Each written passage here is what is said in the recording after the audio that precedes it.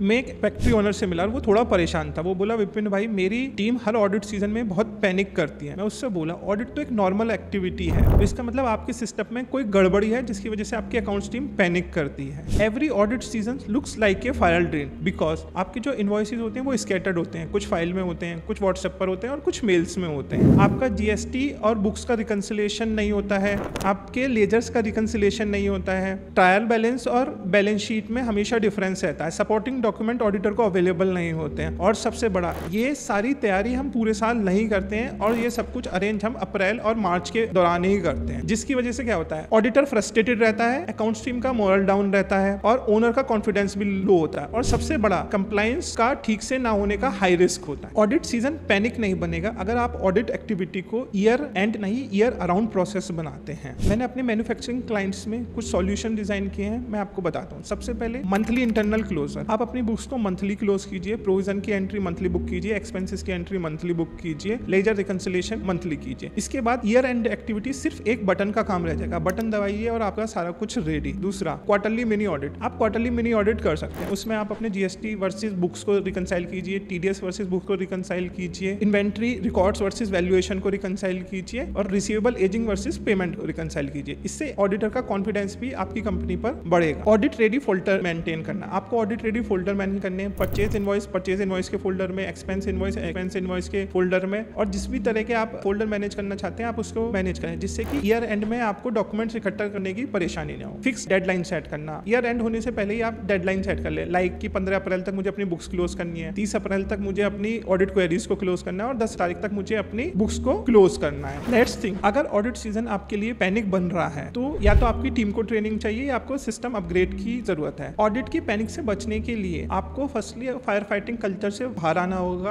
और एक सिस्टम बनाना होगा। सोचने वाली बात यह है, ऑडिट एक इवेंट है या फायर अलार्म, चॉइस आपके हाथ में है। अगर आप अपने ऑडिट प्रोसेस को स्मूथ प्रेडिक्टेबल बनाना चाहते हैं तो लेट्स टॉक। अगर आपको ये लगता है कि ये वीडियो किसी फैक्ट्री ओनर, एमएसएमई ओनर या फाइनेंस हेड को काम आ सकती है तो उनको शेयर करना ना भूलें। Thank you. Vipin Gupta signing off, see you in next video.